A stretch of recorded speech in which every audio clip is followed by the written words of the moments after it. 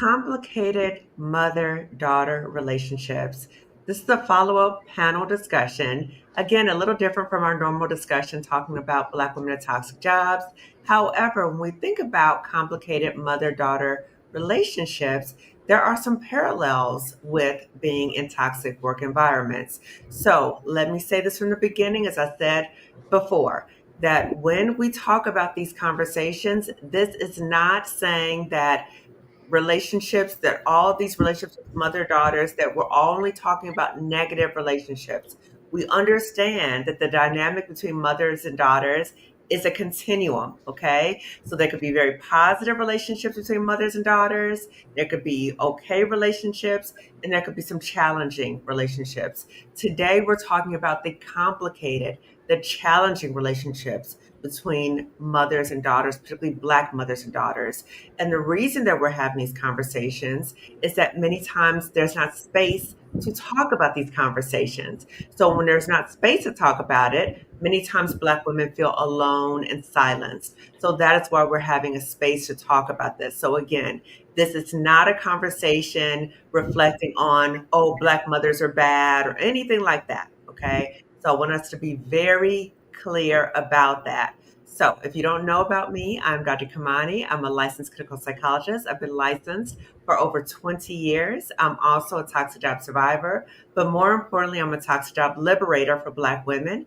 I'm also the co-founder with Marissa Price of the Job Liberation Virtual Summit for Black Women, which is available on replay. I also recently did the money tips, the emergency money tips for Black women with Dr. Roche Brown, who is a financial psychologist, and that is also available on replay. So that is also available in the description section, and I will also have that going across the screen for you for replay, for purchase. So I will turn it over to my guests for them to introduce themselves. I do also want to say that our panel looks a little different today. So two of our panelists are not here. So Sondra is not feeling too well today. So let us all wish her healing wishes today. So Sondra, we miss you. So we wish you healing wishes, as she will be joining us for our next panel, which will be scheduled. And then Elle is not here today because she's helping out with the Exodus Summit. So if you don't know about the Exodus Summit, you need to check that out. So Exodus Summit is sponsored by Stephanie Perry, Rashida Dow, and it really helps Black women talk about options for living abroad and having meetups with other Black women. So Exodus Summit is going on right now. So you're available to get the replay of the Exodus Summit as well if you're not able to be a part of that live right now. Okay. So I'm going to turn it over to Dani. So Dani, can you please introduce yourself? Absolutely. And hi, everyone. Thank you for having me again, Dr. Kamani. It's a pleasure to be here as always. I'm Dani Ellison. I am a reparenting coach for Black women. I help them to reparent their inner child after going no contact with narcissistic mothers.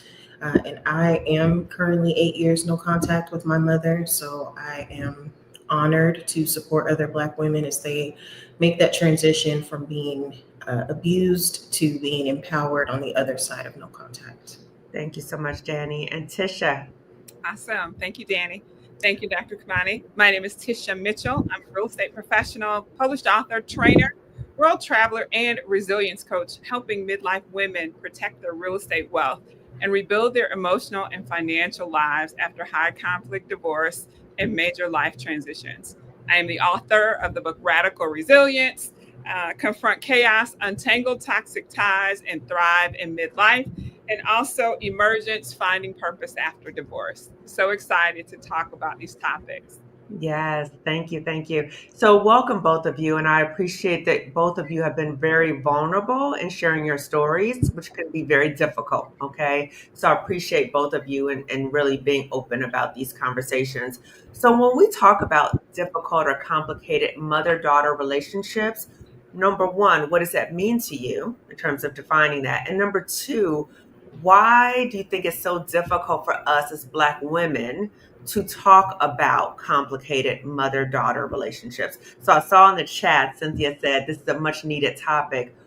Yes, it is a much needed topic. And why is it so difficult for us to talk about this in the Black community? I would love to kick us off. I will say what I would name as the key indicator or the root cause of that complication that we often experience with our mother is an inability to be friends with her. And so, as we're growing up, usually right around puberty is when that starts. We're looking to experience a new level of intimacy in our relationship with our mother as we develop and begin to, grow into an adult. And so we go to her looking to be nurtured, looking to be met on that feminine, maternal level where we can be vulnerable with her. And we oftentimes find that we do not have a friend in that place, that when we go to her looking to be nurtured, we are met with the rejection that she feels that she has not processed in her own relationship with her mother. There's a block in her energy that will not allow her to gently nurture us. And in as much as she does, she often counteracts that love by taking revenge, by using that proximity that she gains to us against us later on as a way to kind of balance out the energy for her psychologically.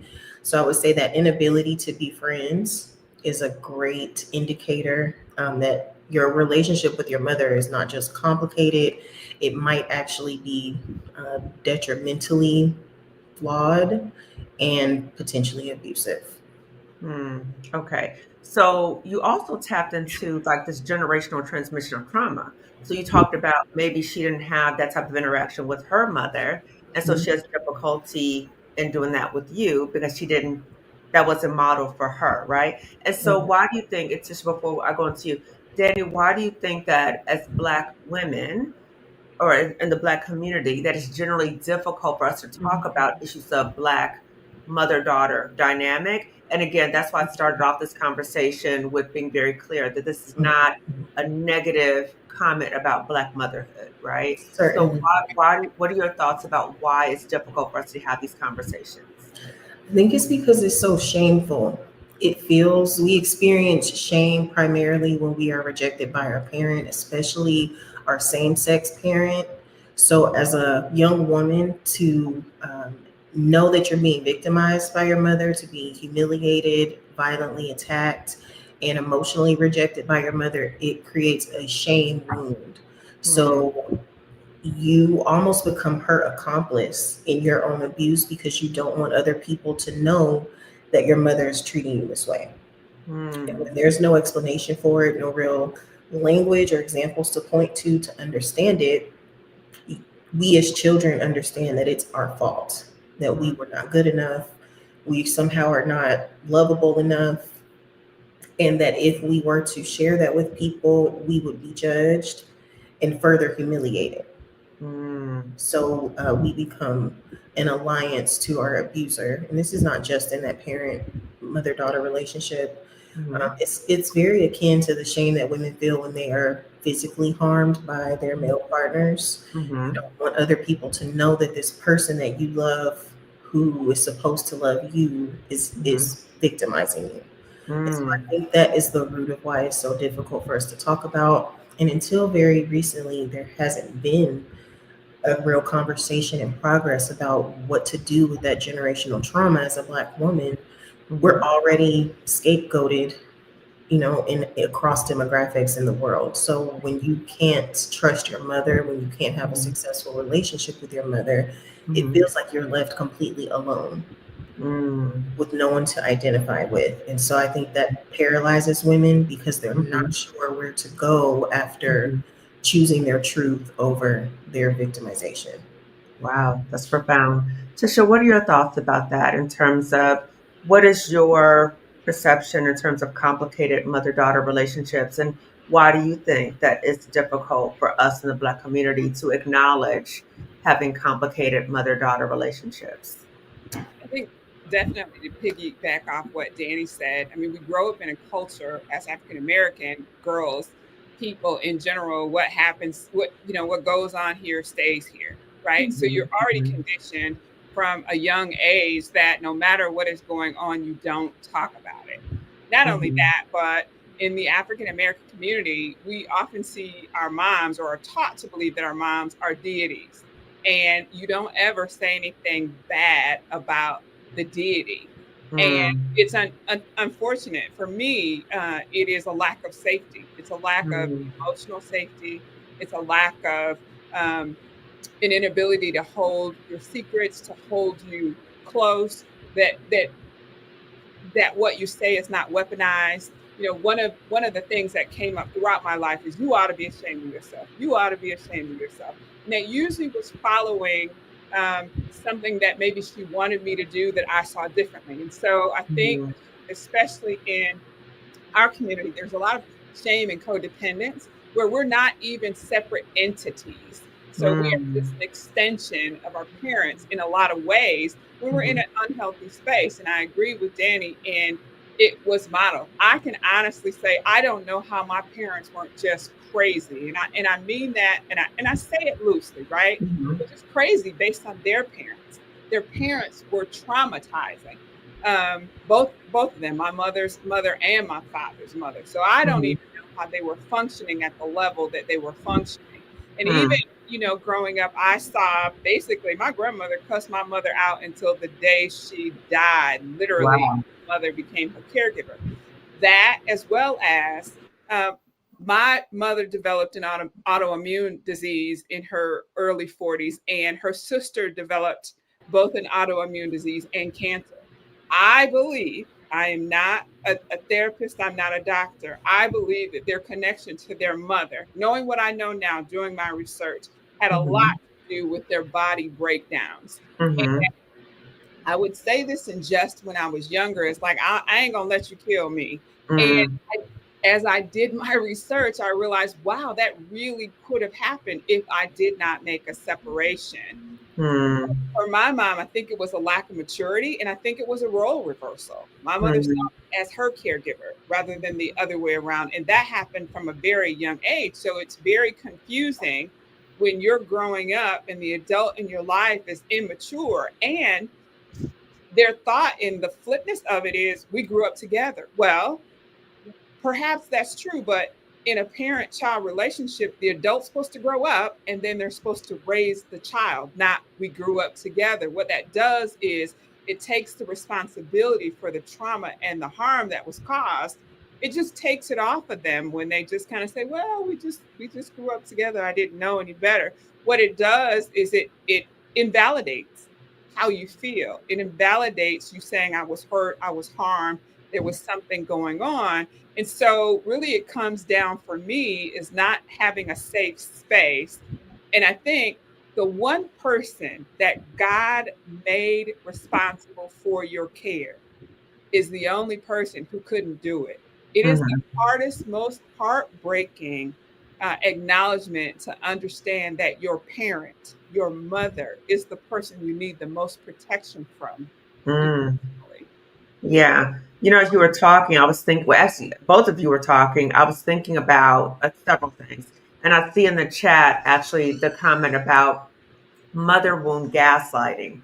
And something I was thinking about from that comment and what you all were saying was you mentioned about in some ways the mother views you as an extension of her, as if you're not a separate person, you don't have a separate identity. And so if you do things that it's not in alignment with what she wants you to do, then there's a degree of shame, right? So you are not seen as a separate person, separate feelings, separate identity. And so if you do things, then you're totally invalidated, right? And so then you constantly feel like what you want, like your autonomy, your worth, is tied to other people all the time, right? So that external validation. And I was just thinking, because when I started off the conversation, I said, well, we're not talking about Black women in toxic jobs. But again, I think about like this is like setting the seeds or planting the seeds for when we think about going into the workplace and we think about romantic relationships, we think about friendships. This is planting the seeds for as we go into these workplaces that we're seeking external validation, or we might feel invalidated in these spaces because of how we were brought up, right? And so again, we have to think about, even though we're not directly talking about toxic jobs, these early life experiences can prime us for being in toxic jobs or for being in relationships. Like you just said, well, previous panel, you talked about how your therapist said your ex-husband and your mother were showing up as the same people. And so that's why it's so important for us to really think about when we're in toxic situations, the importance of reconnecting to our early childhood history, because it really tells us a lot of information. So I know that we talked quite a bit. Well, before we shift to the next question, what are your thoughts about that in terms of if we talk a little bit more about those seeds and how the invalidation can prime us for being in toxic work environments, being in toxic romantic relationships, toxic friendships. Like it had such implications for us down the line because of these early relationships with our mothers, maybe. Yes. There's a term that I go over in my book, betrayal blindness. When you are in an environment and the person who is supposed to care for you betrays you over and over again, as a child, you're not able to leave that environment. And so Mm, you have to stay with a person. You're dependent on them for your care, but they betrayed you over and over again. And so what happens is there's a cognitive dissonance that happens. You start to internalize that. And so in other areas where you're being abused and you stay in that situation, you talk it away, you do the mm, things that are required for you to survive in that mm, situation. What happens is you start to invalidate your own feelings to the point where you mm, don't even trust yourself to make good decisions. And there is a lack of stability, right? There's no place of center for you. If you are in an environment that you grew up in, that you're not safe, you don't have roots, you are trying to get away from someone who should have planted your sense of self in you. You know, I say the term that the way you speak to your children becomes their inner voice. And so if you're hearing over and over again that you're not good enough, that you're not lovable, that you're not beautiful, that you have got to perform to be loved, you take that with you into environments. It is not until we get much older, right, that we start to dismantle some of those things and you realize how harmful it was. So I think there's mm, just a whole lack of self that comes. If you're a healthy, emotionally healthy person, you can see drama, dysfunction, narcissism. You can see it coming from a mile away. But if mhm, you've grown up in a space where you have had to pretend you didn't see those things to mhm, survive, that's going to carry into your other relationships, be it work, be it, your friendships, be it your spouse.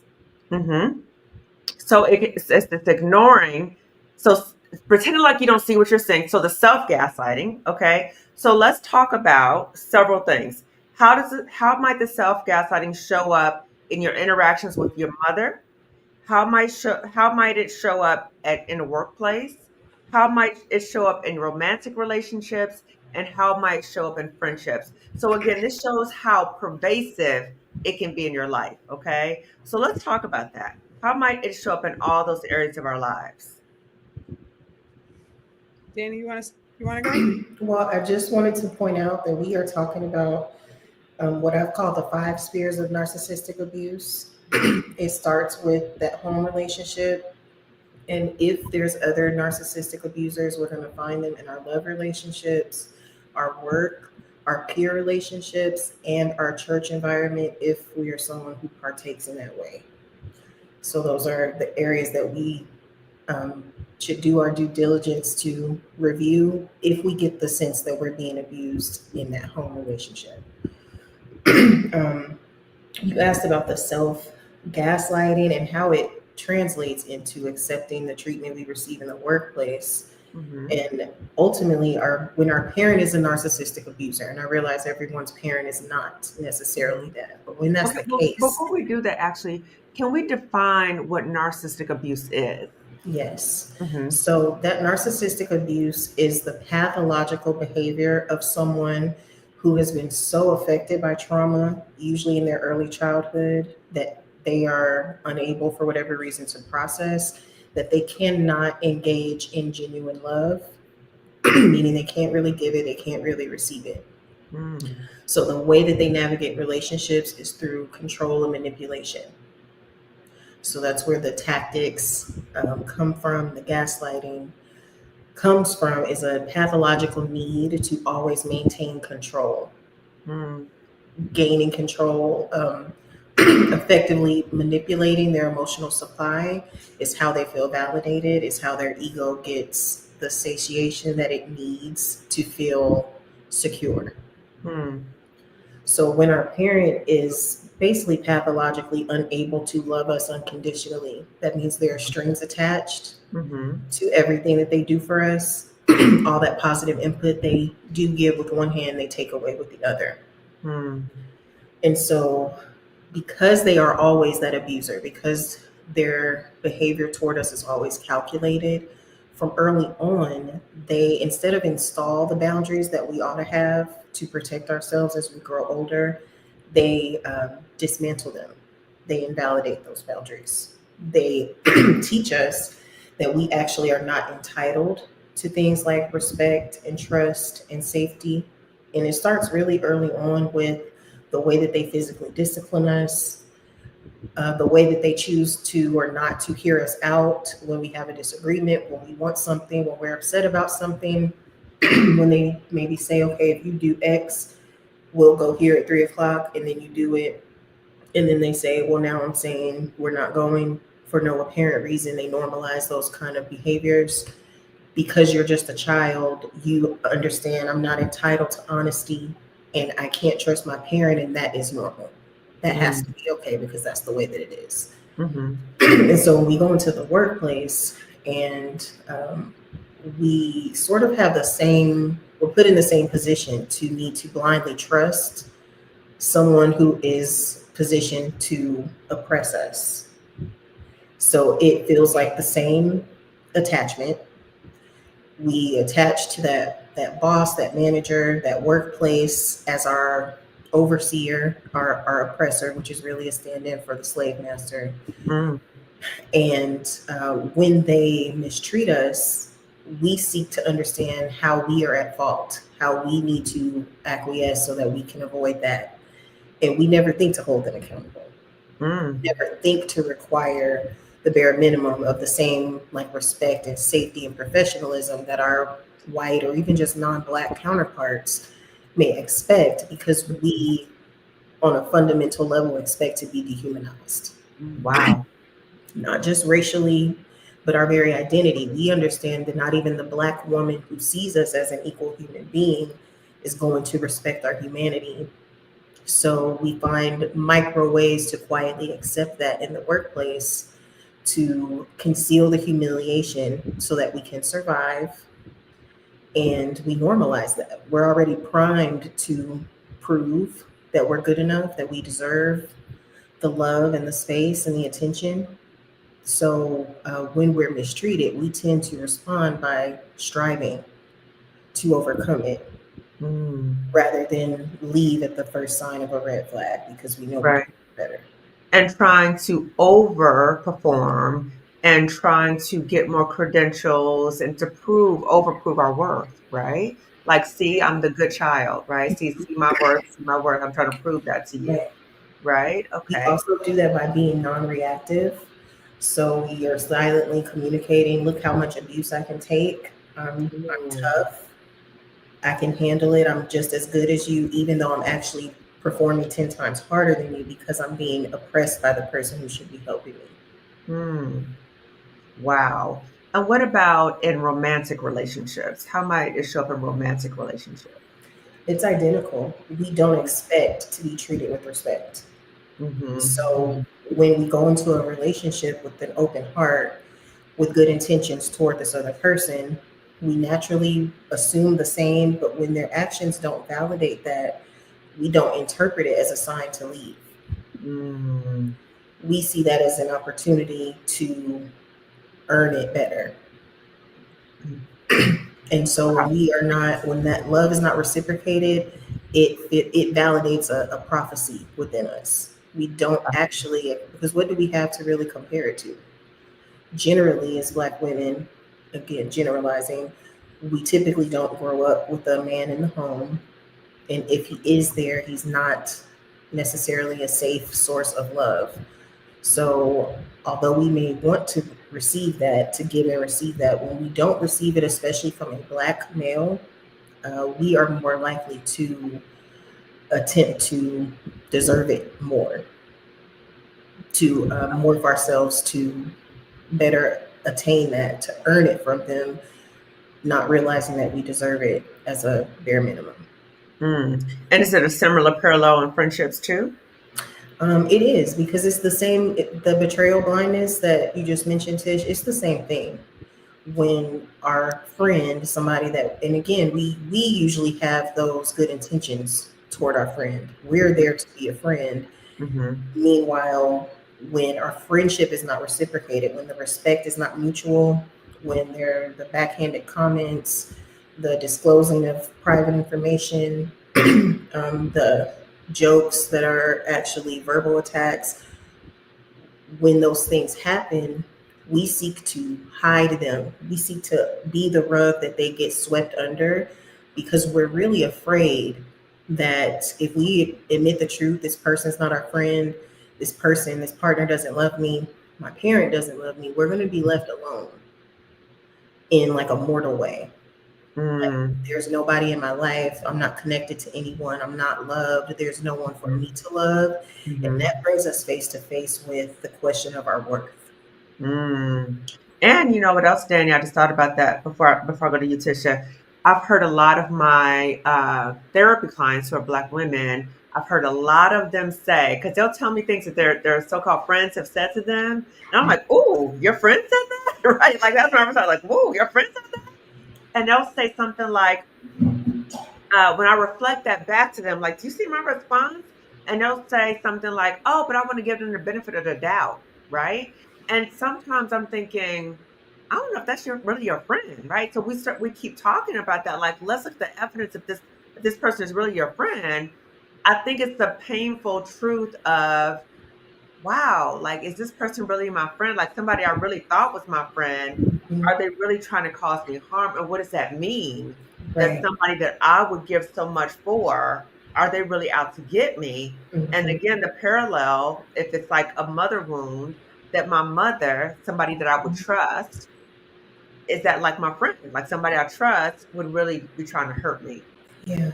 It's like a There's a blind, there's a fear underneath it. We're terrified, yeah. because if we have to be truthful about, like, why am I holding space for an abuser, no matter who they happen to be, if we really ask that question, we have to get real about the environment that we grew up in. At some point, we'll have to admit to ourselves that we have not really known love.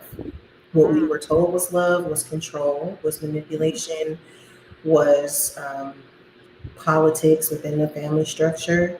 mm, It was strategy.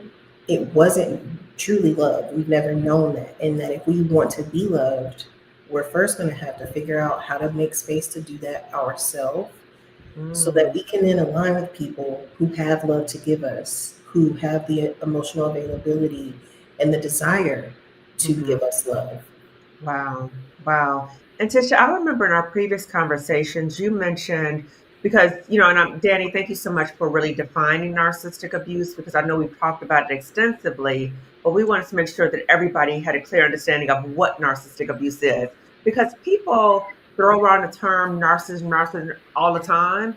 And I want us to be clear that number one, we're not diagnosing anybody, you know, on this show, but also for us to have a clear understanding of what we're talking about. Okay, so Tisha, when we've talked before, you have mentioned that you know your mother has some interesting dynamics, right? But it didn't. I think you said it wasn't necessarily that narcissistic flavor. There were some other dynamics going on, right? So Well, can you?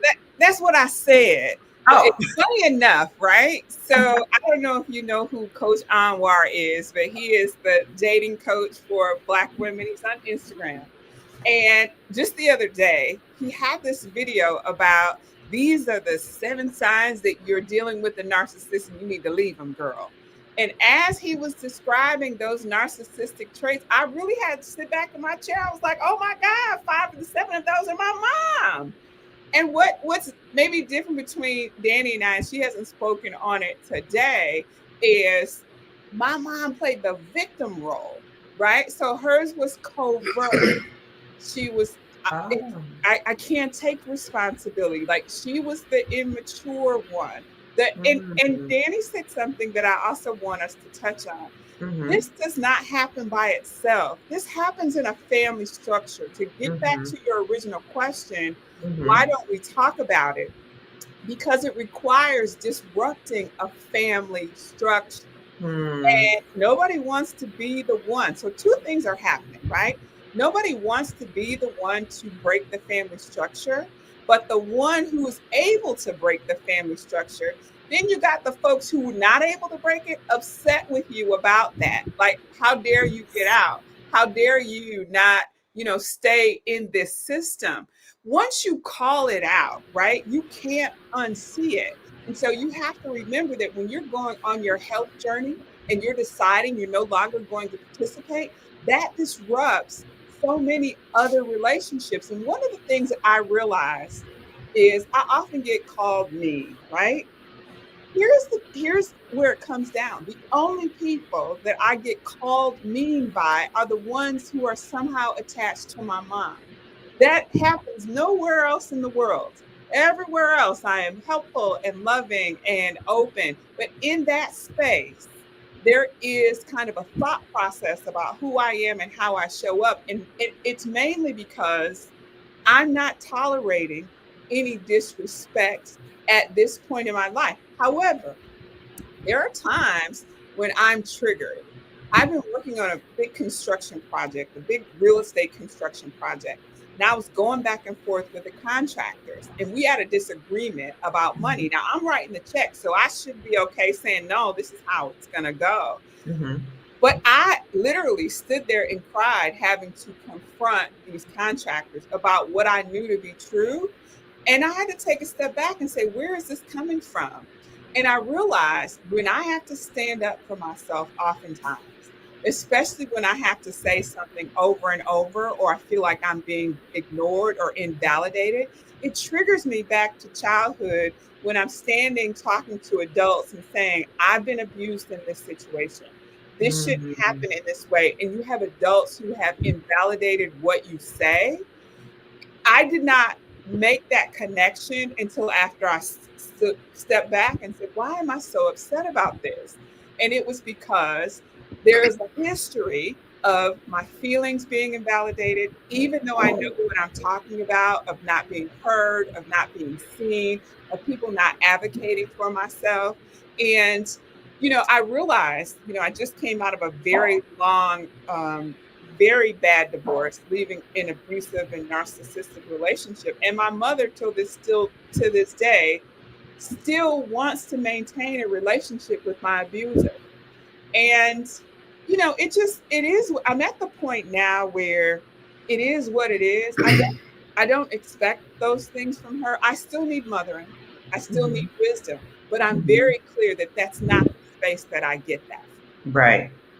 Right. Right. You know, that's fascinating, right? Just in terms of like over time, just coming to a greater realization of what's happening.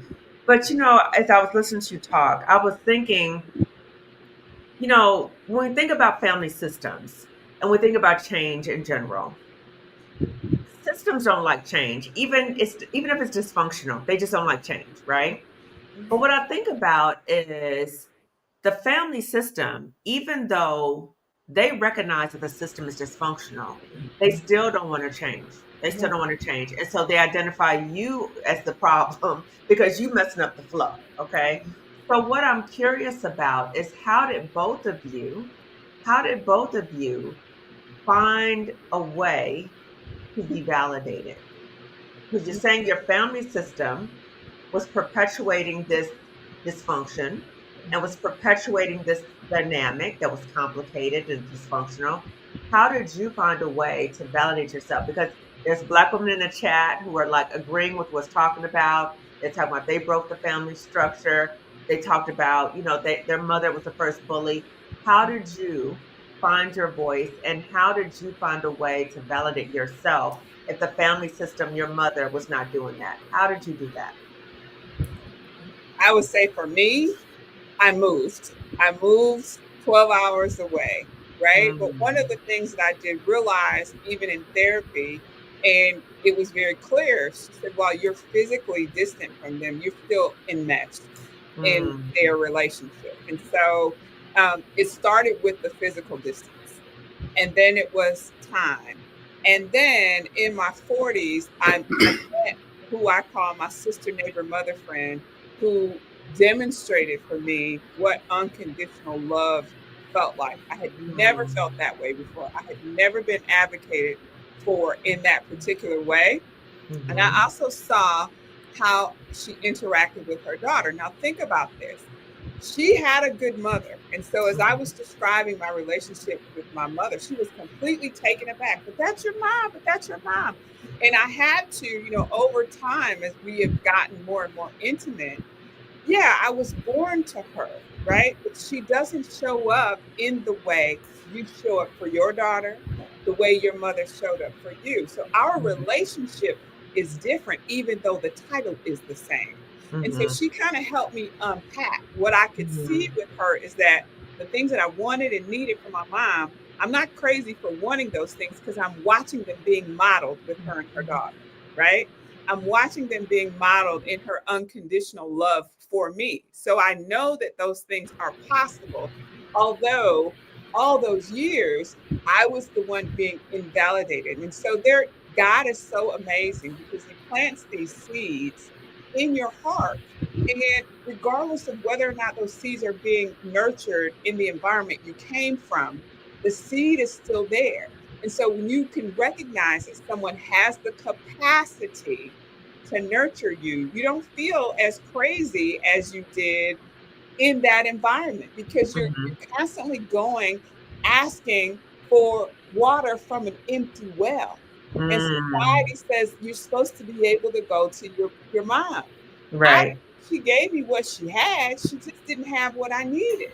That Yeah. doesn't mean that I don't still need it. That just means I can't get it from her. Right. Being healthy, right? Mental health is being courageously committed to the truth. And so the truth of the matter is things happen. Oftentimes, though, we don't really want to look at it because once you set a boundary in that relationship, it's going to be a ripple effect in other places.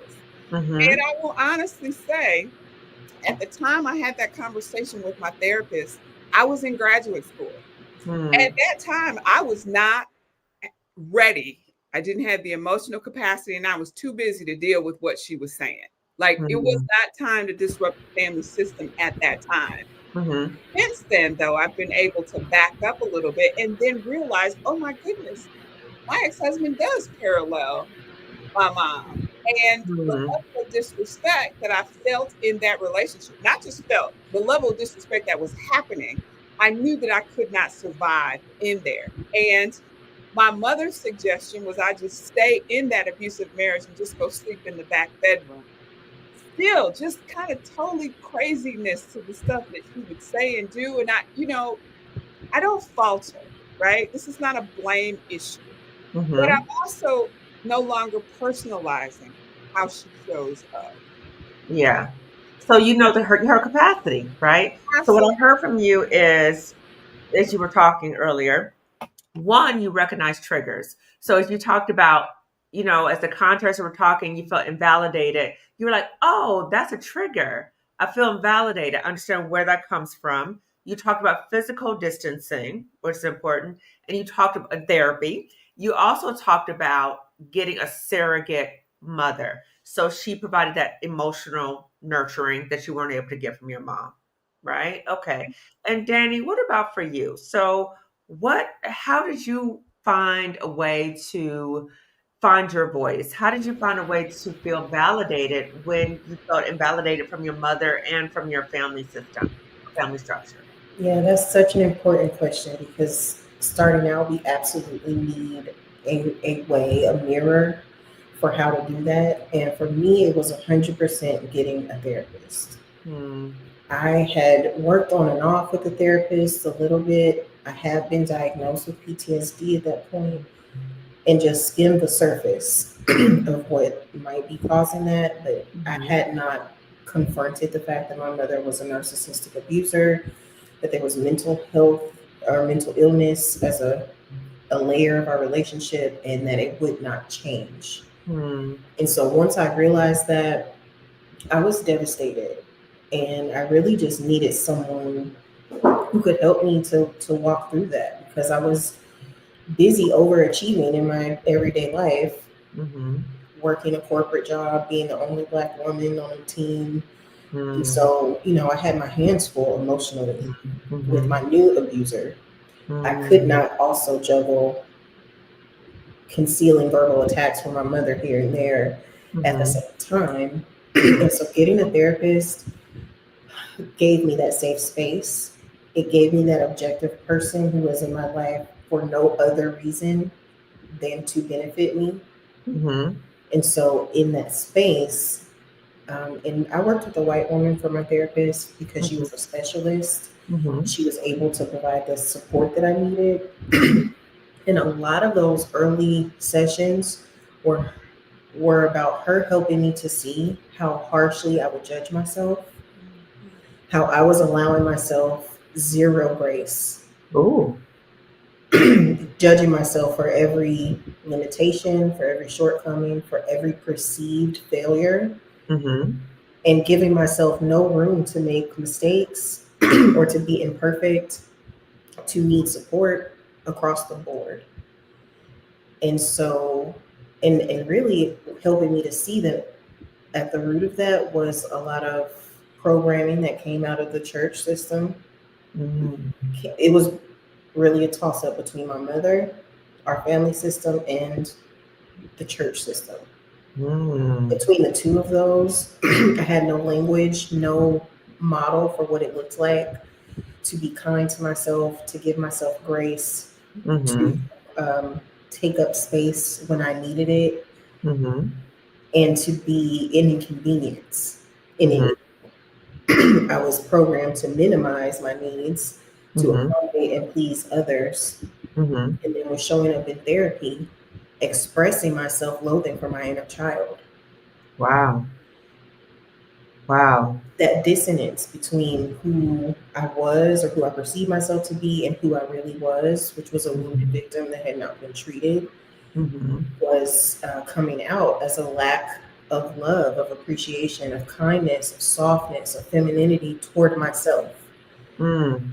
And no one in my life was going to help me to see that, because it didn't empower them. It empowered me, and therefore took emotional real estate away from me. Wow. So, what I'm curious about, and I saw in the comments also talking about, mother was first bully, right? So, can we talk about ways that mom was your first bully and ways that maybe those negative comments that mom has said to you, ways that that had that residue in your brain, right? And ways that that infiltrated your sense of yourself.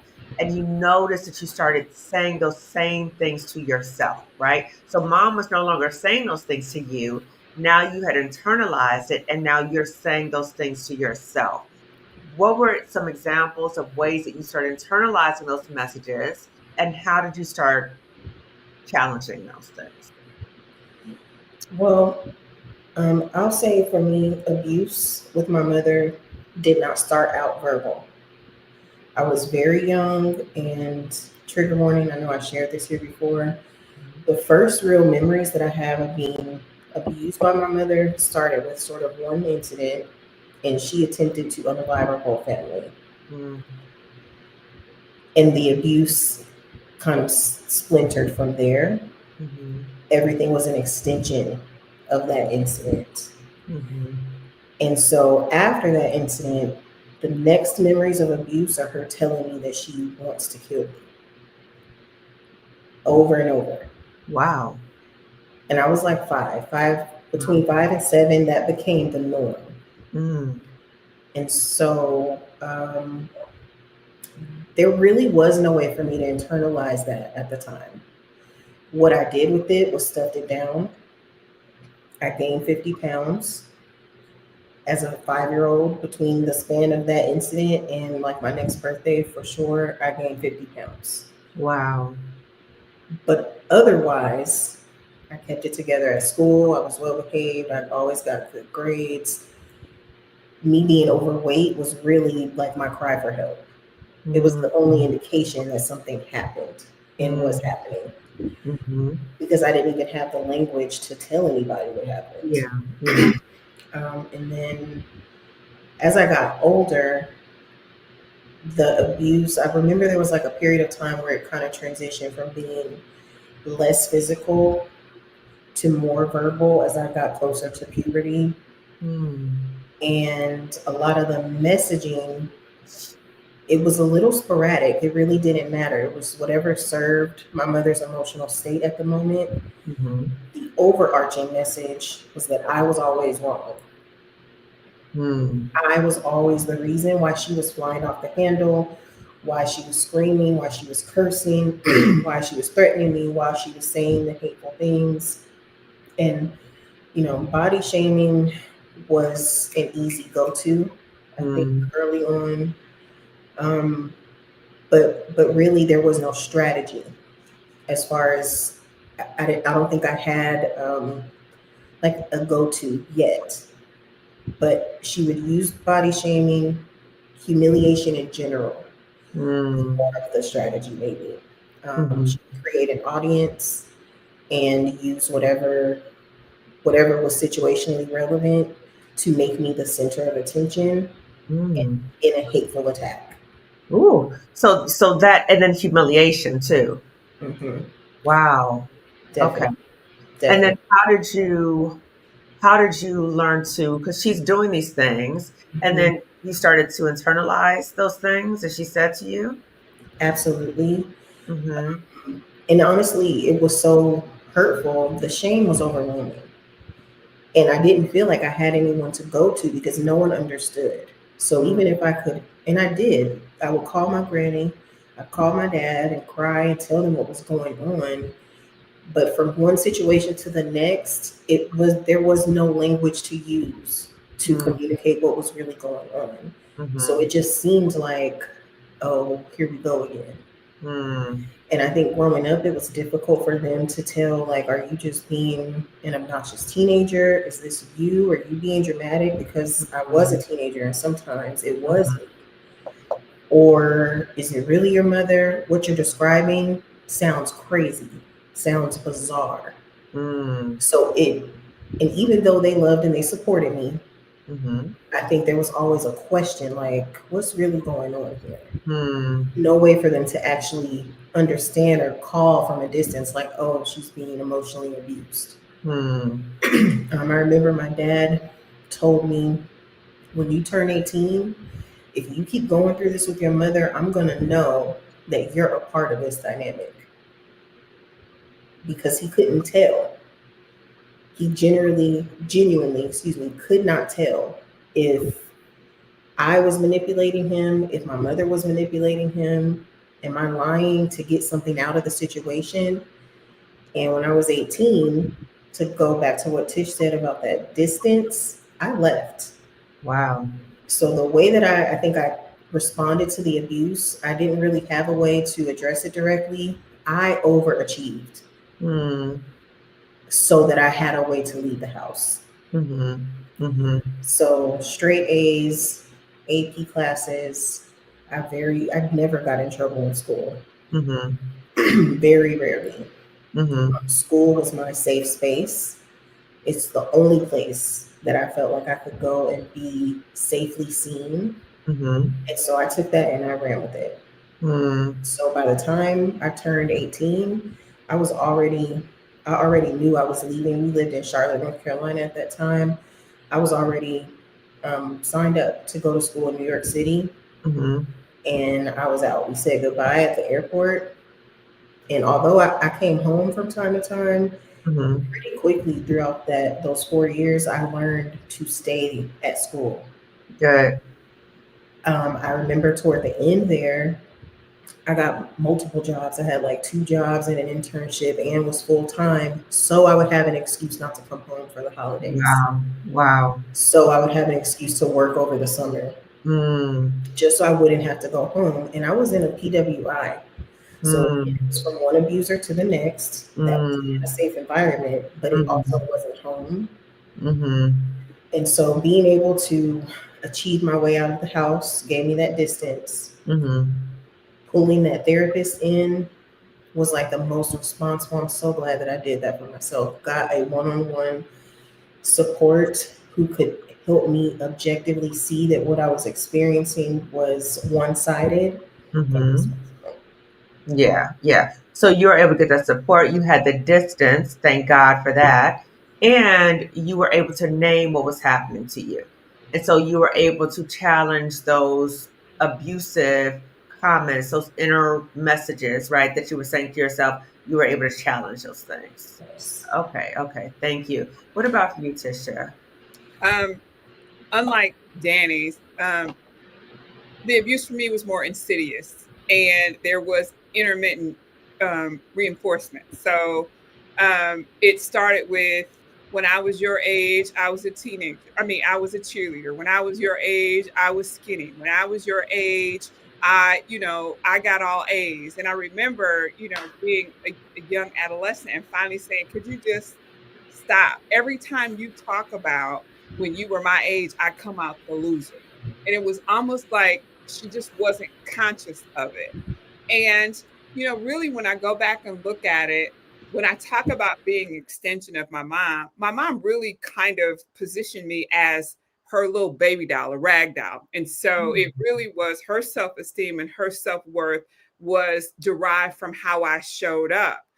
Unfortunately, right? No child can take on the burden of meeting that parent's expectation and being just whatever they need at any given moment. So it wasn't about me. It wasn't about what I needed. It wasn't about how she was raising me. It was, how do you show up? Don't make me look bad. No matter what, I don't really care what you're going through as long as it's not a bad reflection of me. And we'll go back. I got pregnant at 13 years old. I had a baby at 14, whom I raised on my own. His father was murdered when I was 17, so it was all on me. But even being a young parent, my mom would be like, well, must be nice, you're such a good mom, must be nice, you got that good government job. It was always either you don't measure up, or when I would overcome whatever neglect it was that she showed up, then it must be nice, as if I wasn't working through things to be a better human being. So it was really one of those things where you're damned if you do, you're damned if you don't. No Mm-hmm. matter what I did, I couldn't please her. And I had an opportunity, and go back to what Danny said about being a teen. My mother has a host of godchildren. Between her and my stepdad, there are like 5 children between them. But it Mm-hmm. wasn't until, and my mother loved little kids, but baby, when you got to be like a preteen and you could exert some sort of control or agency, it was a major problem for her. So if she Mm-hmm. could not totally control you, it was a problem. Like, we couldn't even have food in the house. If it was my favorite, it was too bad if she didn't like it. The world revolved around my mother, her wants, her needs, her desires. Just kind of get in line. So even talking about having a baby at 13, my mom or having a baby at 14, my mom had a child shortly thereafter. So here I am as this young teen. I've lost both my mother and my childhood at the same time. I became my mother's partner. So it was like, you just gonna have to see, you can stay here. The lights are gonna be on, there's gonna be food in the refrigerator. But as far as wisdom and guidance, you're gonna have to figure that out. And she would be very, very upset with me if I found that mentorship in other women. It was not Wow. okay for me to find other spaces to get what I needed. It still isn't. It's still a major problem for her. Even if she wasn't providing it, she would be upset that she found it elsewhere. Absolutely. That's where the narcissism comes from. That's part of it. It is, do what I say, live in this container, live how I want you to live, and how dare you break out of a system that I created for you? How dare you have your own agency? How dare you have your own thoughts? How dare you have your own needs? I had you to serve me. Wow. Wow. That is profound. Wow. Okay. Okay. Wow. Um wow, I wasn't ready for that. Okay. That took okay. So But, yeah, but yeah, in all fairness, those words don't come out, right? It's not you're like not they're saying that, right? say that to you, Yeah. right? And going back to, it was two sides of the same coin. Like my mom dressed me like a baby doll. I always had clothes. I always had toys. I always had things that Hmm. would reflect her, physical things that would make it seem like she's a good mother, right? Hmm. But behind the scenes, there was hell to pay for that, right? It is, you show up for me. I don't have the emotional capacity to lead. I expect you to be the leader when I want you to be the leader, but I need you to be the child when I want you to be the child. And that's the Mm. confusion, because you never know how you're supposed to show up to please Mm. that person, right? You just, Mm. what is it going to be today? I got to be the kid or I got to be the grown up? Am I running the house or you going to be in control? It Like a really, shapeshifter. always, there was so much emotional volatility going on that Mm. I just never felt emotionally safe, period. Wow. And I Wow. still don't. Like, I still don't. To call my mom right now and say these are my feelings, it doesn't matter. She gonna talk about herself the whole time. She gonna say the same thing over again, and she gonna say, when you're coming.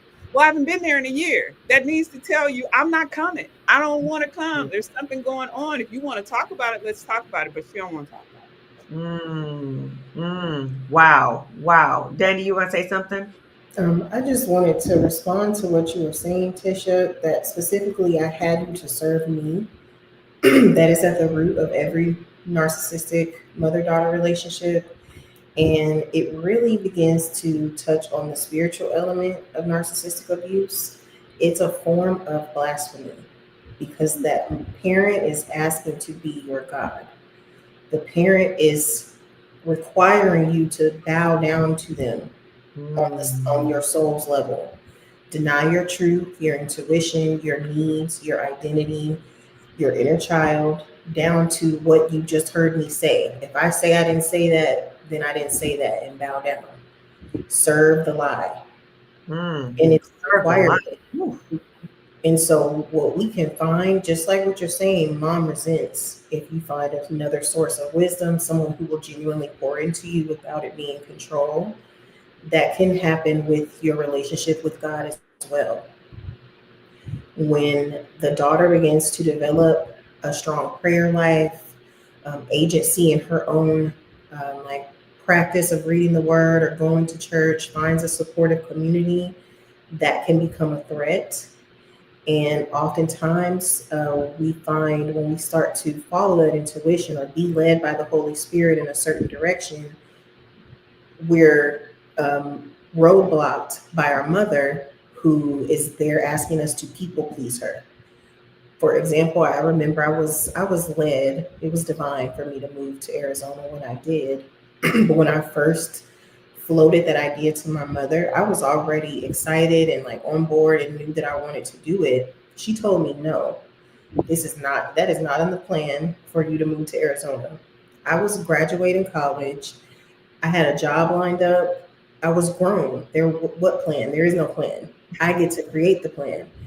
And I ultimately did it anyway, which is also more to what you were saying, a subconscious message like, hi, I'm moving across the country because that's how I feel safe. Moved Mm. to a city where I knew absolutely no one because that felt safer than being in the house with my mother. Um, when we are led of God, if our parent is there asking to be on the throne of our lives, then that fear of people pleasing, of disappointing, of letting them down, is the smoke and mirrors that shows up to bully us into submission. And so we have to choose: am I going to serve God? Am I going to do the thing that I really feel called to? Or am I going to just shut down and follow the leader because that's what I've been programmed to do?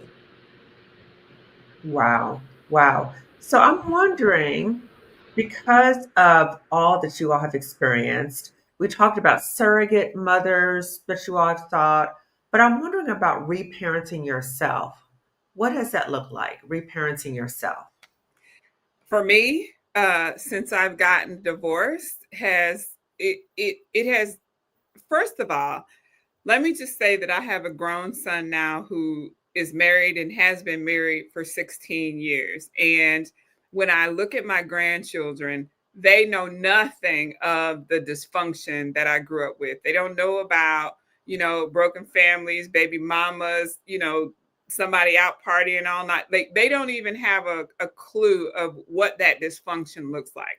So when it comes into breaking generational cycles, my son has one wife, two children. They're in the house together. My grandchildren don't know, the foolishness that is out in the world. So in that respect, I'm just so grateful that I was able to intercede so that didn't continue. Yes. Right. The other, what was the second part of your question? I'm No, sorry. how are you reparenting yourself? Reparenting myself. First thing was I got divorced, right? So it was, and I have set a standard, right? So if it feels off, if you cannot provide for me the same consideration that I provide for you, then the relationship is just not going to work. Part of it is really understanding it, but just allowing myself to grieve what it is, no longer gaslighting myself into believing that the reality is not the reality. It is what it is. And so once you can accept, so a lot of times we don't really want to see it because we don't really want to deal with the pain that comes from acknowledging fully what it is, right? So in order for me to acknowledge my relationship with my mother, that means that I also was going to have to disconnect from other people that I love and that I care about, right? And that's a whole different level of grief. Fortunately for me, I grew up in a space where I didn't really fit anywhere. So being alone, being on my own is not foreign to me. So reparenting for me was a bunch of different things. It is acknowledging the truth about your marriage, right? Acknowledging that you're not honored and respected in this space. And no matter what you do, it's not going to happen. You've been betrayed over and over again. That's not going to change, right? And then finally deciding, maybe I'm not going to ever get what I need from that space, but I'm going to lean into the spaces that do provide that for me. So I talked about my sister, neighbor, mother, friend, who is really one of the greatest loves of my life. And I have another older woman who is also a coach and mentor for me. And we talk on a regular basis. So when I need that elder wisdom, when I need someone to pull out the goodness in me, those are the spaces that I go. There are times when I really want to have a conversation with my mother. And so I'm not no contact. I'm very low contact, and I've certainly discentered my mom from where I am. We've talked about boundaries before. The boundaries for me are internal. Don't have that conversation with her. She ain't going to hear what you have to say. You're just going to hurt yourself all over again, right? If you're going to call her when you're in the car on the way somewhere. You only got 10 minutes to spare, right? I have had to make sure that I have boundaries around myself and do not expect her to show up in a way that's outside of how she's already shown you she's going to show up. That's how you stop, injuring yourself over and over again. Like courageous commitment to the truth is acknowledging what you're going to get on the other side of the phone. And there are times when I know it takes me so long to get back to myself after just a brief conversation with her. Now, I'm going to have to wait till next week. I'm going to have to wait till a few more days because I got something important going on right now and I've got to get focused. And that is going to get me off. I have to be honest and say that I still ruminate a whole lot in conversations with my mom. Like I didn't really realize until I left my ex-husband how much I ruminated about that relationship. And I finally, I don't even know how you get anything accomplished with all these thoughts in your head, right? Everything. There are just so many things, so many great things that would happen in my life that I knew I couldn't share because they can't really be happy for you. They can't really handle it. So you just kind of, again, the internal boundaries. Do not expect the conversation to be different than it always has been. And you just got to grieve. You got to let go. And even one of the greatest things, the greatest gifts I've given myself is understanding that forgiveness and reconciliation are not one and the same. And for a long time, it was you're just being mean. You haven't forgiven your mom. You can't let go of stuff. That's not it at all. I'm very clear that while I have accepted and dealt with the things that have happened, I can honestly say I don't want that relationship anymore. So Mm, even though she's my mom, that's not my safe space. And I'm mm, very peaceful in understanding that that is my truth, as heartbreaking mm, as it is. So mhm, now it's not playing. I don't, there are times I want to confront her and have a conversation like, girl, why are you going to do that? Don't even waste your energy. mm, Hold on to your own boundary, mhm, mother, and go into those spaces where you can get that, right? Because mhm, I'm in my 50s. There's still mhm, times when I still want to be hugged on and loved on and encouraged and having that motherly wisdom. When you can acknowledge you still need those things, even though you can't get them in that space, because oftentimes what we do when we have difficult relationships with our parent is we try mhm. to act like we don't need that. I don't really Right, need love it. I don't really need anybody. But that's not true. And that right. is, Or they always say, "Oh, I'm too old for that. What am I tripping about?" yeah, that's the quickest way to your own the deterioration of your own mental health, right? Mhm. Because it's pain, Validating yourself. because it's painful, because you can't get it in that space, you start to trick yourself into believing you don't need it. Right. Not true. You're able to, once you get to a level of maturity and doing your own mental health work, you can say, I still need those things. Mhm, And I can't get them over here, so I can grieve that. But mhm, once you do that, you're able to open up yourself to mhm, people who have more capacity, because that's what mhm, this comes down to. mhm, Really have to be honest. You have to deal with narcissistic parents or people or mhm, whomever it is. You have to see where they are with their capacity. mhm, You may have more capacity than your mom. You may mhm, have more capacity than your ex-spouse. You may have more capacity than your friends. That mhm. doesn't mean that you don't still need things. It just Right. means you can't get it from the people who don't have the capacity to give it to you. Right, right. And I think too, the danger is that if we start invalidating ourselves, then we're perpetuating it, right? So it's Absolutely. like we were already invalidated, but then if we keep invalidating ourselves, then we're transmitting it again, right? And I love that quote you said, courageous commitment to the truth. And then you also said something that I don't think I've heard before was if once you talk to your mother, that there's a recovery process for you. So what does that look like for you? Oh, goodness gracious. I've never heard that before. I I know that when I pick up that phone and I talk to her, and in all fairness, my mom has an autoimmune disease that causes her a lot of pain, right? Mhm, mhm, But what's really sad about it, and she's very self-absorbed in that pain, but mhm, she was self-absorbed before the pain came, right? mm, And so now what she has is the reason to continue to be self-absorbed. But you were self-absorbed before, right? mm, That's the part that we're not going to have a conversation with, because now she's sick. She can't handle it. All of mm, those things, right? mhm, But mhm, for me, mentally, I know that a conversation with her is going to take me back to a space, and I'm going to have to put my tools in place to bring me back to center. And that can sometimes be a process if I talk too long or if we have the wrong kind of conversation. So I have to be mentally prepared that I'm going to be taken off center when I speak with her. And those mm, are days when I have to say, you know what? She's sick. If something happened, I still would want to talk to her. I just don't want to talk mhm, to her that long. And I know what I've mm, got to put in place for my recovery on the other side. We cannot talk about how my mother is blocked on social media when it comes to me, because I don't want to hear her asking me her perception of my life is based on social media. And there are things that I don't want to share with her. Even if I call her right now, if she's on my social media, she's going to ask me all these things. What did you do with this? And what did you do? If I wanted to talk to you about those things, I would have called and let you know. So you combing through my social media to ask me about my life, to me, is a boundary that she kept crossing. So first I mhm, blocked her. Then it was my stepdad going through, and then she's talking about what he saw. So I had to block him. Like, these are not, my life is not up for conversation with you. mm, Not because I don't love you, but because you're mhm, not safe, because you're not supportive. And I'm going to live my life contrary to whatever your limitations are. And I don't want to hear the must be nice anymore. It is nice. I've done the work. I live my life according to me. I don't ask anything of you. I don't ask anything of my son. I don't ask anything of the world. So Mhm. I'm going to live in a way that my life has been created through my work, my calling. Mhm. I'm Mhm. not going to allow you to invalidate that. So we're just not going to talk about it.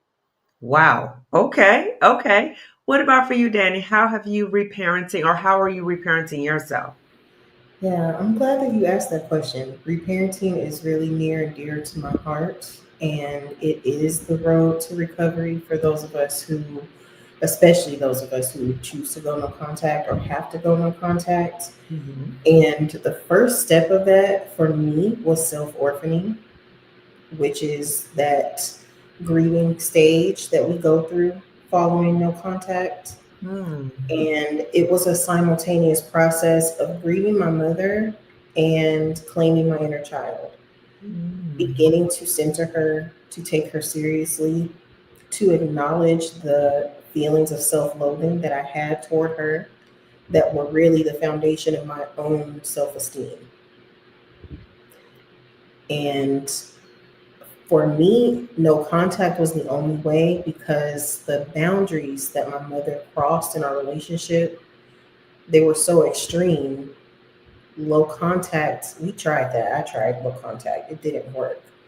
Um, Not only because I would be dysregulated after speaking to her and I wasn't willing to keep resetting and starting over, but because once she kind of caught on, like, oh, wait a minute, you're only participating in this relationship on your terms when it benefits you, and I can't derive any emotional supply from you, she was not on board. Once she wasn't able to manipulate me when I would only call when I wanted to talk, when I started to set boundaries, if she was draining me or being one-sided, she lost interest. And again, it was that bow down to me or else, so when I was disillusioned with that role of being her supply, the communication broke down. But the reparenting, so after self-orphaning, which is like, I think I tell my clients, once you go no contact, make it through the first year, and after that you will be all right no matter what you do. But in that first year of no contact, for a while we're not sure if we're really serious. Like, yeah, we went no contact. Yes, it feels good. I understand why I set out on this journey, but am I really going to not talk to my mom again? Like, I'm just not going to call her. We're just not going to talk again. There's a period of time where it doesn't feel real.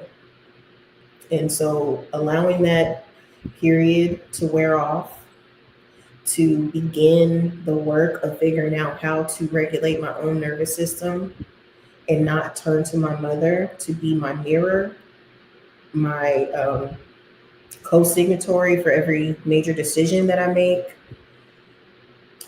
That was the beginning of developing a relationship with my inner child that creates the secure attachment that I really needed. So within my relationship with my inner child, I have the solid connection with a parent I can trust that I actually can't get from anybody else. Now, between 25 and 30, I did my fair share of seeking out other sources of parental input. I think a therapist was probably the best attempt that I made at that, the most effective. But I also tried church, tried to develop relationships with different people in my church to get that guidance. And some of what I got was good. Um, but what I found is it put me in a position of being far too vulnerable to being re-abused. And what really needed to happen was that I needed to stand in that place of parent in my own life because I was an adult now. And so if I was old enough to say go out and have a child and be expected to be a parent, I need to first learn to be a parent to myself so that I don't need anyone to stand in that space of parent. Now, that of course doesn't mean that I'm evolved past needing relationships, friendships, love, support, and community, but it means I'm able to show up to those spaces without being in an emotional deficit. I'm able to show up like a person who has their foundational needs met at home rather than like a needy orphan who's begging for a cup of love. That's what it felt like for a lot of years. And it just put me in the position to be re-abused, to be further outcasted, to share my trauma with those who couldn't understand, because you have to put yourself out there and be vulnerable to make the right connection. And it just was too dangerous, I think, emotionally.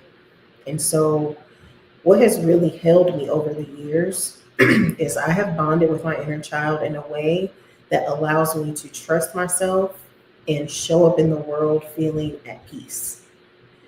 Because I did the work to chronologically revisit my traumatic experiences in childhood, which is critical graphic work that needs to be done. That's a lot of what I do with my clients, revisiting those early incidents that are embedded in our memory, even if they seem mundane. They tend to hold a lot of information about what our inner child experienced as significant. Being willing to go back into those memories with her as an adult to see what she went through from an adult's perspective and voice that, to be the voice that she didn't have, to be her advocate, that gained her trust for me. And so now it's a reciprocal relationship. Because I show up for her, because I put boundaries in place and keep them in place, because I do things like refuse to take her around people that I know are abusive. I just draw the line, and if I don't feel safe, I don't go. If I have to disappoint someone, so be it. What I'm not going to do is choose abuse, because I did that so many times for so many years.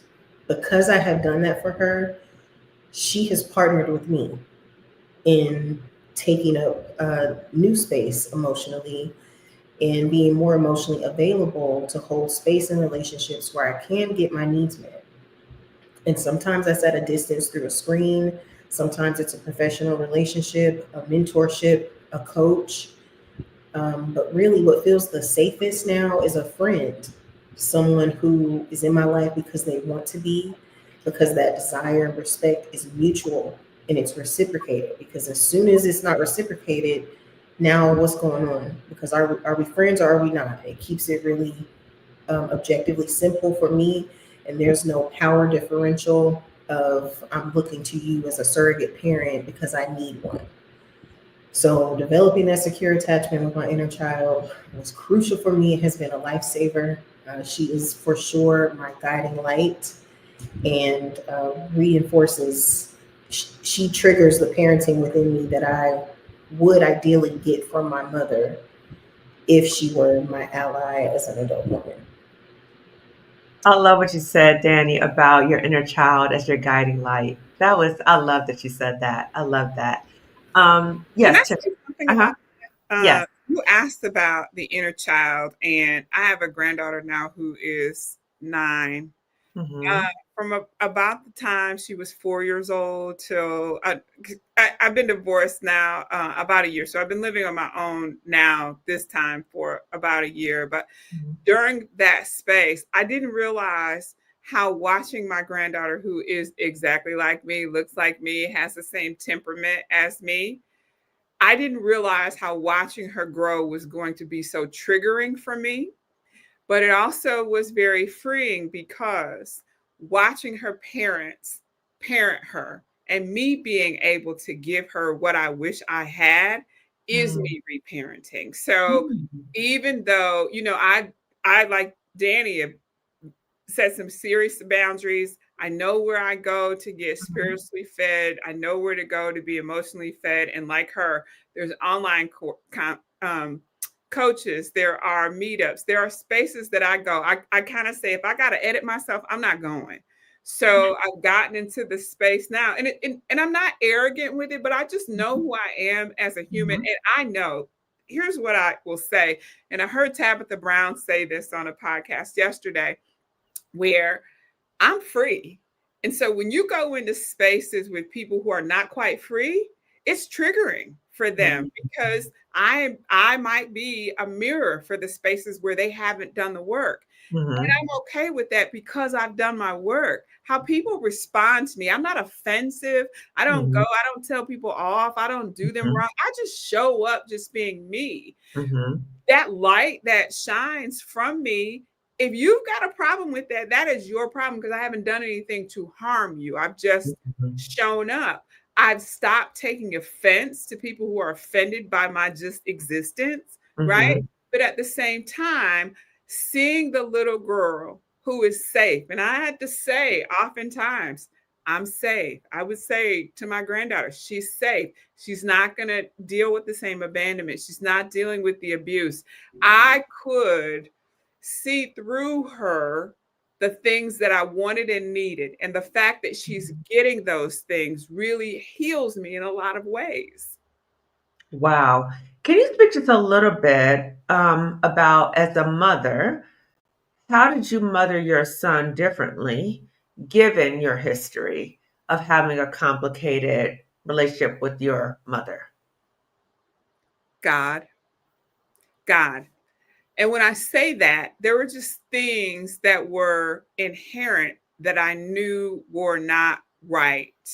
I knew that as a teenage girl, it wasn't my son's fault that he had a teen mom, right? It wasn't his fault that his father passed away, but there were it's so weird because my son is the only one in that generation, right? That graduated from high school, not on drugs, doesn't have a criminal record, has a wife, no baby mamas, all of that stuff. It was because I feel like I was the intercessor. It felt like I was taking it to the chin so that he didn't have to. And so what's really weird is I protected my son from my family. Don't Mm. come over here with that mess. It was cousins he couldn't go to. I worked as a parole officer, so I was kind of really, kind of encouraging him and really was watching him like a hawk. Mm. I grew up with a lot of neglect in that the adults were in their own chaos and drama. And we had a very calm house. And don't get it twisted. He and I have talked about there's still some childhood trauma that he grew up with. But Mhm. as adults, we're very close. We have conversations. It was very difficult for him, my divorce, even as an adult, even though that wasn't his father. I didn't Mhm. marry, my husband until my son was long grown, right? Mhm. But he still had some trauma around that as well. And so Mhm. we're just able to talk through those things. That the biggest difference, I think, between he and I and what was happening with my family is he's very clear that I was not allowing the influences in my family to influence him, number one.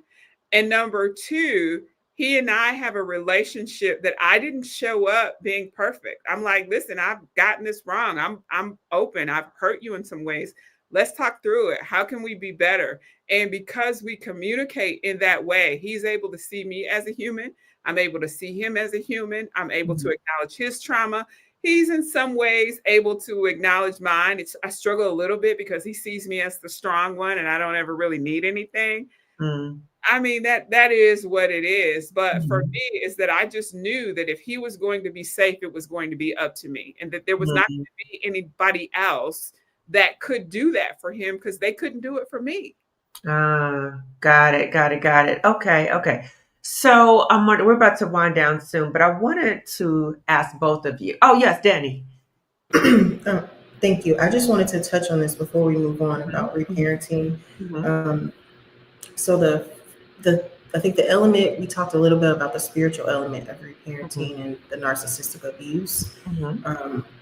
A huge part of really reparenting after doing the initial like triage of my inner child Mhm. was growing into the reality that my heavenly father is my parent, Mm. that although I was losing that earthly relationship with my mother, I Mhm. wasn't left without a parent. I have Mm. a perfect parent in Christ. I have a Mhm. perfect parent in my heavenly father, Mhm. and he has a special endearing love for the orphan.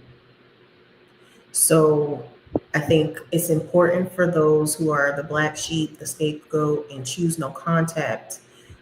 They often identify as the chosen ones. Mhm. That you understand when you choose no contact, when you choose to sacrifice those relationships that you could have, the subpar abusive versions that you could have here on earth, Mm-hmm. and strive for what is genuinely love, what is pure, what is true, that there's a special blessing, an anointing, a provision for you spiritually that Mm-hmm. fills in the gaps. Because even if, and God will use people to pour into you, to teach you at the right time, Mm-hmm. realistically, there are going to be times when you just want someone that's not there. You want a familiar connection with the person that you grew up with who knows you, Mm-hmm. because it's easy, because it's what would feel good to your flesh to just, Mm-hmm. hang out with someone familiar, to just get a hug from someone you don't have to explain your whole self to. Mm-hmm. And realistically, that's not always going to be there.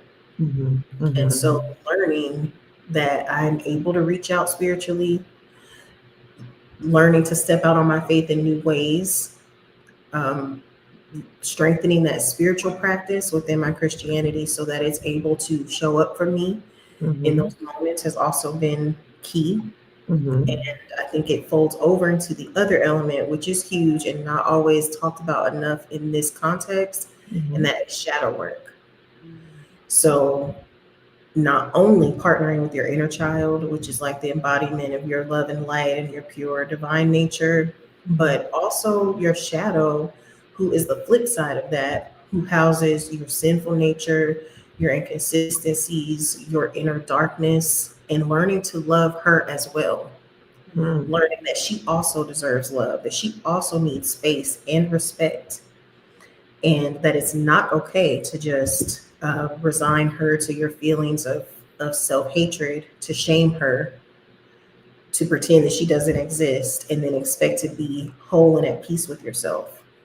And so when we go on that no contact journey, when we self orphan, we're grieving, it tends to trigger a period of depression. That's okay. I tend to tell clients to lean into it. Mm-hmm. You need to fall apart for a little while you are surfacing the truth of your past, especially if you have that PTSD, CPTSD. You need a period of time to decompress, to let the trauma come to the surface. Mm-hmm. And expecting yourself to show up as your best self during that time is not realistic, it's not helpful. Mm-hmm. And so learning to embrace the parts of you that are not um, as user friendly, the parts that you are conditioned to be less proud of, that are maybe more problematic, learning to embrace them, to manage them rather than banish them, is an important part of learning to love yourself, so that you can be at peace and really embrace the freedom of knowing I'm secure within myself. Mm-hmm. So Okay. lots of trial and error, lots of grace, um, Mm-hmm. lots of space to make mistakes. Yeah, yeah. So a lot of self-acceptance. Yeah. Okay. Thank you, Danny. So I'm wondering, as women are watching this and women will be watching a replay, as they're watching this and they're resonating with what we're talking about here. And they may be struggling with, this relates to me. I'm having this experience, but I don't really know what to do. What words of wisdom can you offer to a Black woman watching this right now? And let's say she's having a challenging, complicated relationship with her mother. What words of wisdom can you offer to her? I'd say for me, acknowledge your feelings, whether you think they're right, wrong, indifferent, right? The first step is just to say, I feel some kind of way, right? Mm-hmm. We've done plenty of judging. We've had people judge us, tell us what we should do, what we shouldn't do. And a lot of times we do have that cognitive dissonance where we just don't give ourselves the ability to feel how we feel. We talk Mm-hmm. ourselves out of it. I shouldn't, or she kept the roof over my head, or she did these good things. Someone traumatizing you or not being there for you emotionally does not negate the good things that they did.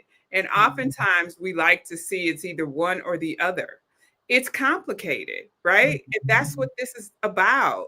It doesn't make them a horrible person.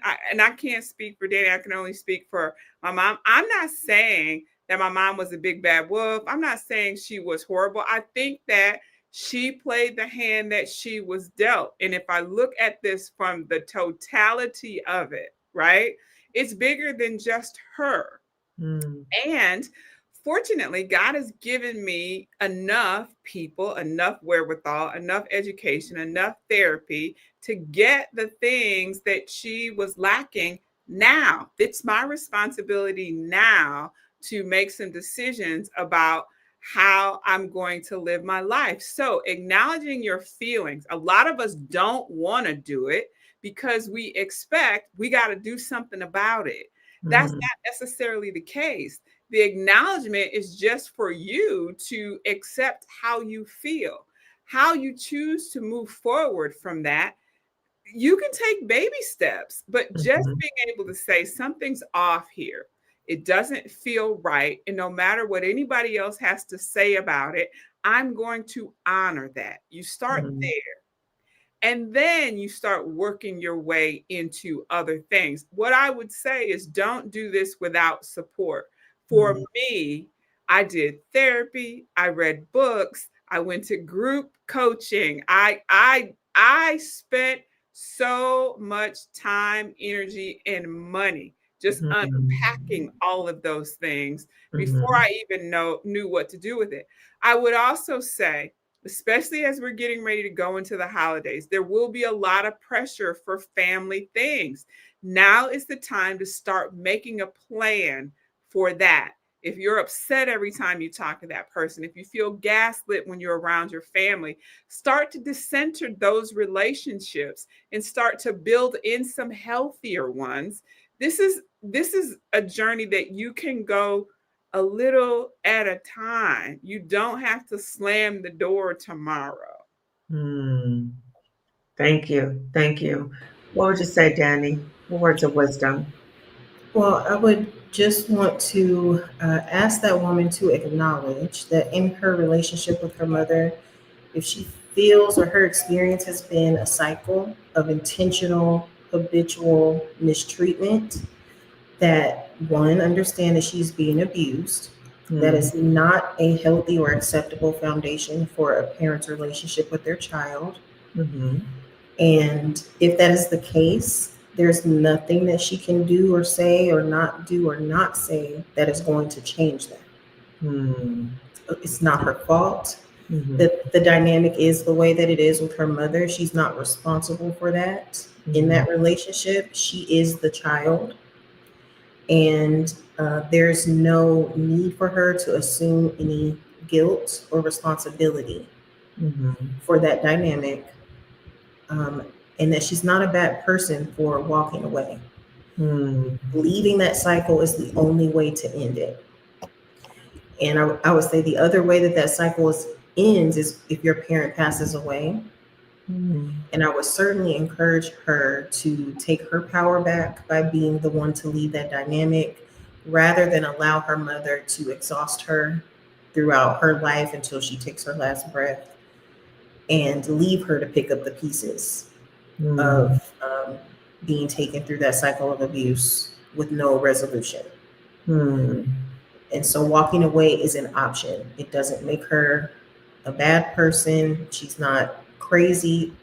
It it does, I think, expose a level of sort of isolation, a bit of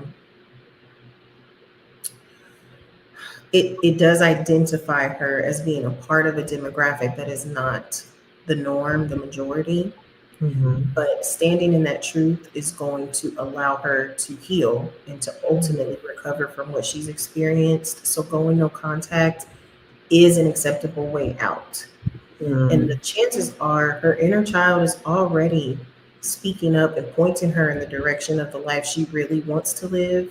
If Mhm. she feels better when she's not around her mother, not around her family system, if she feels at peace, she's happy, she's regulated, she's in a good mood when she has ample time to herself.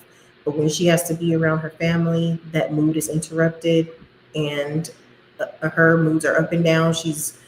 Her emotional regulation is in the hands of other people. It's okay to walk away. Mm. And now that you are an adult, it's your responsibility to cover and protect yourself, to be the parent that your parent is not available to be to you, rather than betray yourself to partner with your abusers. The sense of belonging, the illusion of belonging that you get from that is not lasting, and it leads to further abuse. It's merely a manipulation. You'll never belong. If you're that black sheep, if you're that outcast, there is no amount of modifying yourself, of shrinking or editing or people pleasing that you can do to find belonging in that family system. Your destiny is actually in the fact that you're called out of it. So embrace it. It is okay to do so. Do get support. I highly recommend getting one-on-one support from someone who can understand, ideally a specialist. I do offer one-on-one coaching for Black women who are on this journey. There's no need to do it alone. And I saw in the chat thoughts about parentification of the first daughter with the narcissistic mother. If you have been parentified, you are likely paralyzed by guilt.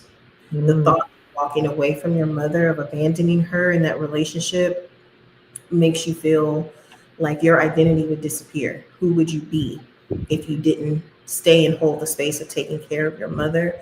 And that's exactly what you need to find out. Who are you apart from the role that your mother has assigned you of being her therapist and her friend and her caregiver and her emotional touch point? None of that is your job. I'd like to say this too. Dani, were you finished? Go ahead. No, it's okay. What I would say is, even, Dani's been no contact for a very long time. I've been very low contact for a long time, but I am at a space now where I've done my own healing. I can disconnect from the role that I was given in that space enough that I can go back and still be centered. Now, I have to mentally prepare when I'm going to go back. And I will say it wasn't all bad. It's still not all bad. I needed to grow up enough and disconnect enough to be able to stand in what I will and what I won't do, what I will tolerate and what I won't tolerate. So here's some things. I'll go back to where my family lives, but I won't stay at the house. I'll stay at a hotel. When they get on my nerves, I'm going to go ahead. So this is what I mean about your own boundaries, right? You know what ways that the things that you can do to feel safe, but it's taken me a minute to be able to get there. So I'm not encouraging anyone to go back into a space where they don't feel safe. What I am saying is I've done enough of my inner work to know what I can do and what I can't do, what I'm willing to do, what I'm not willing to do. And when we get to a space with my family where I've said something and they refuse to acknowledge it, where they cross a boundary, I'm very good at, let me pack on my stuff and I'm going to go on over here and I'll see y'all tomorrow, right? But it's taken some time. So I want people to think, just like when Dani has decided to go no contact for a while, you may only do it for a little while you recenter yourself and do your own work. It's complicated. It is whatever will work for you. And even though we're having this conversation and we're on, opposite ends of the same story, there might be something in the middle of that for you. Maybe you don't host everybody at your house. Maybe you don't pay. Maybe, you say to your parent, okay, you can do this, but you can't do that. And you stick by that because your family's not used to you setting boundaries. When you start packing up your stuff and you say, hey, I told you this is how it's going to be. And then somebody crosses the line and you're like, hey, I'm out. I'll see you the next day. That stuff will slow down a little bit. Agreed. So, Dani, you started mentioning about services you offer, and both of you all mentioned about the importance of really paying attention to ourselves and our inner child and validating that, right? And getting support. So we talked about therapy, but Dani, you also mentioned about coaching. So can you talk about services that you offer and how Black women can contact you, Dani? Absolutely. So the core of my offering is one-on-one support for Black women who have gone no contact with their narcissistic mother. And really in that first year after no contact, what I help them do is to decompress the trauma that is coming to the surface, to start to catalog those flashbacks that do begin to increase in frequency when you go no contact, being a supportive bystander, a witness of that trauma as she relives it as an adult, and then helping her to reestablish a relationship, a connection with her inner child, because so often when we've been abused, we're disconnected from our inner child. We Mhm. have to be to endure that treatment. And so when we remove our abuser and we enter into that safe space, there is dissonance, there is loathing that we feel toward our inner child. And Mhm. coming to terms with that, unlearning that, is a process. And so I support them in developing that relationship with their inner child and then doing the work to integrate her into that woman's identity as an adult woman so that she can own her boundaries, so that she can set boundaries that are intuitive, so that when she has to protect those boundaries, it is natural, it's not forced, it's Mhm. not something that she feels disconnected from, it flows from who she is. Mhm. And I would say one-on-one coaching, it includes, I'm also an an acupuncture detoxification specialist. And so we incorporate that into sessions using ear seeds. Ideally, that is done. It's a huge benefit if you're able to get to an in-person acupuncturist who can provide needle treatment. But virtually, I help women use ear seeds to simulate that same healing process, and that nada acupuncture is a clinical treatment for PTSD. So Mhm. it helps to trigger a physical, a mental, and a spiritual detox, which really coincides with the purging, the detoxing of the trauma as we are reparenting the inner child. So I would love to support a Black woman who is at the beginning of this journey, even if you've been no contact for a while, but never had the support of doing the work and would like to better regulate your relationship with yourself and therefore other people, that is work that I would happily do with you. Okay, and all of Danny's information is in the description section of my YouTube channel. And you also have a YouTube channel, right, Danny? That is correct. You can find me on YouTube at Danny with no contact, and I will put links for my website, Ellison Inc., and then a few other resources in the chat as well. Thank you so much. And Tisha, can you please share about resources that you offer? Absolutely. The viewers can join me at the Radical Resilience School community. It's free, where we offer support services to women who are in transition as we go into the holiday season. I have a program that will be going over Radiate Joy, 12 Steps to Finding Your Joy Through the Holiday Season.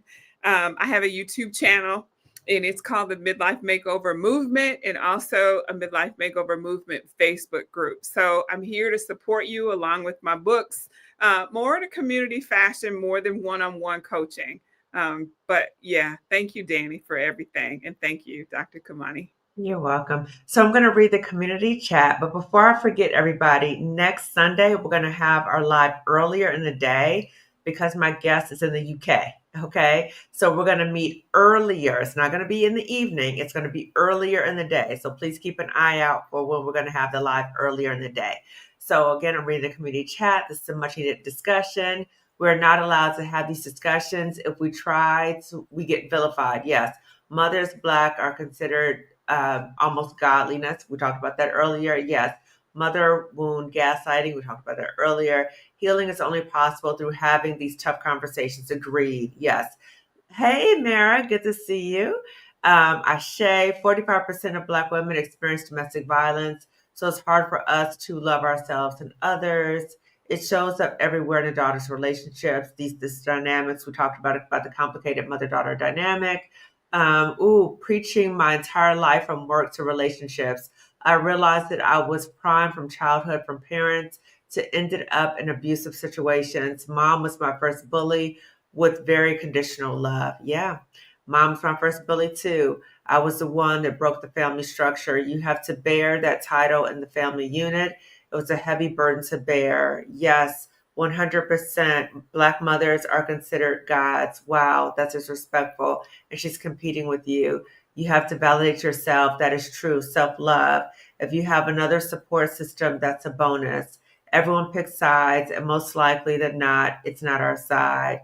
I can relate to much of the abuse that the guests are stating. I'm triggered, yes. And I'm sorry. I just want to say that when we have these conversations, my hope is that you relate to the guests, but we also have to pay attention to ourselves, that when you recognize that it's a little bit too much, that maybe like pause, take a step away. If it's too much, maybe come back and listen to the conversation later. Maybe take it in like little steps, right? Watch a little bit, a little bit, a little bit. And if it's a little bit too much, then maybe don't watch it, okay? Because we really have to pay attention to ourselves. We talked about this during the video, right? That we really have to validate our feelings, okay? So just be mindful of that. Overachieved as well, bullied at home and in school. So no safe place. Mom said once I guaranteed high school to never come back. No, she said once I graduated high school to never come back. Oh, that's terrible. I'm sorry to hear that. I can totally relate to exactly what Tisha was saying. I stole her youth as if I had a choice. So she stole mine by making me raise my younger siblings. Oh, I'm so sorry about that. I've had no contact with my mother for many, many years. No regrets. Wow.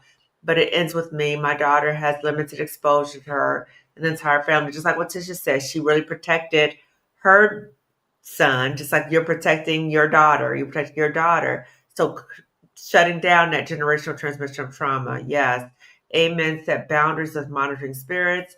This is a topic that is important and much needed conversation. Agreed. Functional dysfunctionality. Hello, ladies, joining from the UK. Good. Okay, you need to check out next week too. So we're going to talk to a guest from the UK. Okay. I agree. Doing the work really helps. I read a live series on this topic a few months ago. Oh, good.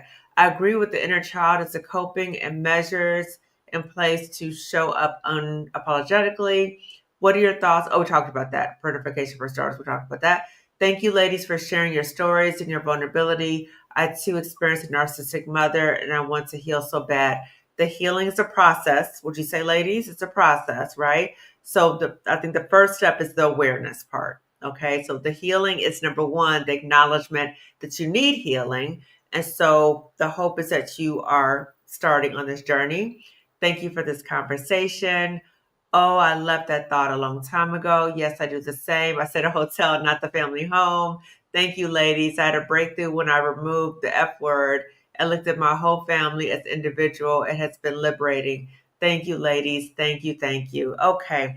So, ladies, again, I want to thank you so much for being so vulnerable and sharing your stories, sharing your reflections, sharing your feedback that I think is going to be so helpful to so many Black women. And the chat was expressing that as well. And for the Black women who are going to watch this later, I'm sure it's going to be very healing for Black women who are watching this later. So everyone, again, thank you so much for watching. And I also want to say, again, as a reminder, next week I will be on earlier in the day. So don't show up later. Like, where's she at? Okay, I'm going to be on earlier in the day because the guest is going to be tuning in or she's going to be in the UK. Okay. So as a reminder, if you want to get the Emergency Money Tips Money Masterclass, which is a replay for Black women who've either lost their jobs or you have a concern about the possibility of something might happen with your job, or these are some crazy financial times anyway, and you want to get your financial plan together about money. This is a master class that I did in collaboration with Dr. Roche Brown, who's a financial psychologist. Okay. So the master class replay is available. The information is going across the screen. It's also description section of this video. I see another comment. Thank you, ladies. I wish I had you guys when I didn't series when I did a series on this topic. I'm a miscarriage babyless coach. Take care of yourself, ladies. Sending you all love and lighter days. Thank you so much. Thank you so much. So listen, this is a series, okay? So these ladies have been on, this is what, part 3? We're going to keep having these conversations. It's a very complicated topic. So we're going to continue having these conversations. The other 2 ladies will be back with us as we continue this very complicated conversation. And again, everyone, thank you so much for watching. Please give this video a thumbs up. Give it a like. If you haven't already subscribed to my channel, please do so. Subscribe to Dani's channel, subscribe to Tish's channel, and turn the notification bell so you know that we go live. Also, please, please, please, please share this video with at least 2 other Black women, okay? Oh, sis, you're asking what time it's going to be on, girl. Okay, so I think it's going to be on. Oh, you are really testing me. I think it's going to be on 12 p.m. Pacific time next week. I don't know, sis. I'm sorry. I can't remember right now. So if you can look at my YouTube channel, Lifting Us with Climb Consulting Wellness Services, it'll be up next Friday. So you'll see the time that it's coming on because I can't remember offhand right now. I'm so sorry. But you'll see the time. I think it's I think it's 12 p.m. Pacific time. Okay. So everyone, again, thank you so much for watching, and I will see you later. And again, thank you to my guests. Okay, see you all later. Bye.